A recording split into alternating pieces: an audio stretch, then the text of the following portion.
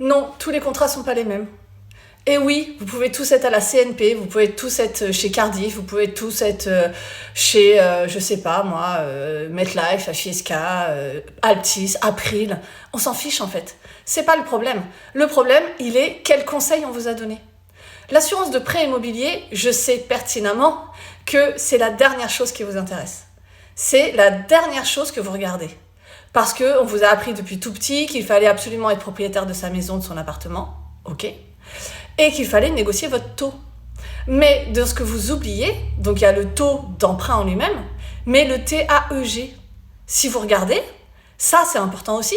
Et dans le TAEG, il y a l'assurance dedans. Donc plutôt que de prendre l'assurance de la banque parce qu'on vous dit de la prendre, parce que c'est obligatoire, parce que sans ça t'as pas ton prêt, déjà ça c'est faux.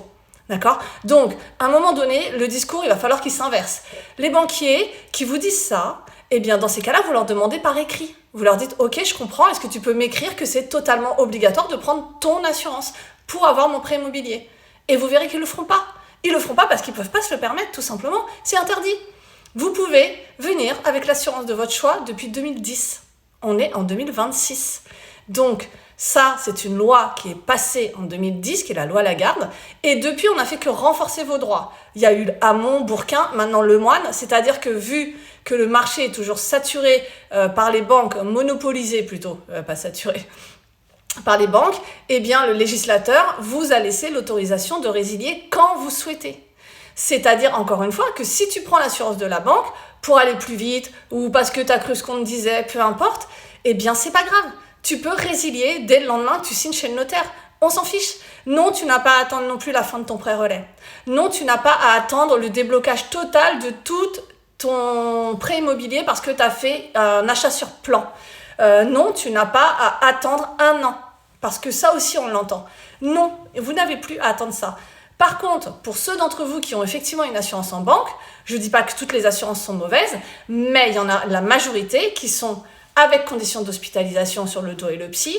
En invalidité permanente totale, on le voit, regardez sous mes vidéos, les commentaires, le nombre de personnes qui aujourd'hui ne sont pas indemnisées parce que c'est toute profession pouvant être exercée et que l'expert va estimer que oui, ok, tu es en catégorie 2, ok, tu ne peux plus travailler dans ce que tu faisais avant, mais tu peux toujours prendre un temps partiel en faisant du télétravail. Stop, faut que ça s'arrête.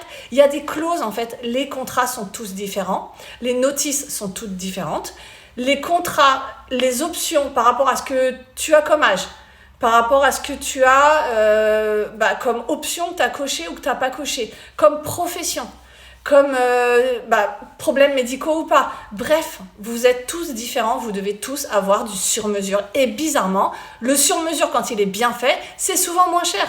Donc, arrêtez ça, reprenez la main, reprenez sur le discours, et changez vos contrats d'assurance. Vous pouvez le faire quand vous le voulez aujourd'hui. Donc, il y a ça. Et ceux qui sont en train de faire un prêt immobilier, vous avez le droit de venir avec l'assurance de votre choix. Que ça plaise ou non, en fait, je suis désolée, mais le discours, il doit changer. C'est à vous de reprendre le pouvoir, en fait, de ça. Et on a des conseillers bancaires qui le disent honnêtement et qui disent, voilà, tu as le choix de venir avec l'assurance externe. Moi, je te conseille la nôtre pour telle raison, on s'en fiche en fait. Il peut très bien le dire parce que ça facilite, parce que tu n'as qu'un seul prélèvement, parce qu'on s'en fiche. Mais ça s'argumente en fait comme le reste, plutôt que signe en bas ça va bien se passer et de toute façon c'est ça sinon tu n'as pas ton prêt. Non en fait, non vraiment je suis désolée, aujourd'hui ça m'agace. Aujourd'hui j'en ai assez de voir toutes les demandes qu'on me fait pour savoir comment je me défends parce que l'assureur refuse de m'indemniser mon arrêt maladie, refuse de m'indemniser mon invalidité. On en a qui malheureusement ont perdu le conjoint, le co-emprunteur et qui du coup l'assureur a refusé de prendre en charge parce qu'il y a une fausse déclaration. Alors je dis pas que dommage, je dis juste qu'ils auraient pu faire autrement. Il y a aujourd'hui des solutions pour pratiquement toutes les pathologies qui existent, tous les traitements qui existent. Voilà, donc vraiment arrêtez de perdre du temps pour le coup et de l'argent à écouter simplement ce qu'on vous dit en disant voilà c'est obligatoire, c'est ça, sinon t'as pas ton prêt. T'as qu'à mentir maintenant en bas de l'assurance parce que comme ça sinon l'assurance va t'embêter et forcément tu seras plus dans les délais. Stop, faut que ça s'arrête ça aussi. Il y a trop de dossiers où vous arrivez sur mon bureau parce que vous avez été résilié pour fausse déclaration. Ça suffit, en fait. Ça suffit, vraiment. Vous n'êtes pas indemnisé sur votre sinistre. Le nouvel assureur ne va pas prendre en charge non plus un sinistre qui existe déjà. Là, il faut vraiment que ça s'arrête. Et vraiment, mentir, c'est la dernière chose à faire. Aujourd'hui, on peut trouver. Donc, si tu es résilié, la banque est prévenue et la banque demande le remboursement du prêt. Ou alors, tu dois retrouver une assurance. Mais si tu es en arrêt, autant te dire que c'est pas le même travail, en fait. Donc, avant qu'il soit trop tard, reprenez les choses en main et faites appel à un conseiller, un vrai. Nous, aujourd'hui, on ne fait que ça. On fait tout ce qui est prévoyance, assurance de personnes, santé et évidemment l'assurance de prêt immobilier. Mais on est spécialisé. C'est-à-dire que tu ne viendras pas me voir pour ta voiture. Je ne te ferai pas de contrat pour ta voiture.